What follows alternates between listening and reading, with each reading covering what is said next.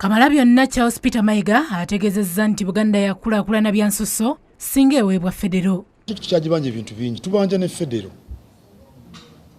Abantu 9 ku 10 bagamba omulamuzi Odoki ne Professor Sempeebwe nti baagala federo. Naye tennaba kujja n'ebintu bye tubanja bingi. Naye si ensonga yaleesa abakulu abano wano. Nabagambye bugambi nti tufuna federo kituyamba okukola ku bintu byaffe eby'omunda nga Buganda ate ne tusigala nga tuli banna Uganda. Katikkiro Mayiga bino abitegeezezza mu nsinkana n'abakulembeze okuva mu bukulembeze obw'ennono obw'Abakikuyu mu ggwanga erya Kenya mu nteekateeka y'okutabagana mu bintu eby'enjawulo.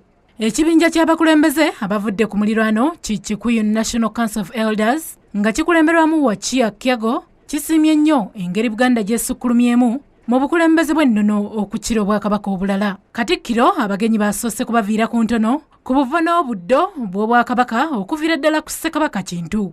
Abakulembeze ku njuyi zombi bakuwanyisiganya amagezi n'okusala entotto ku butya bwe bayinza okwekulaakulanyamu awamu n'okulongoosa embeera z'abantu be bakulembera. Josephine Namakumbi, NBS Amasengejje.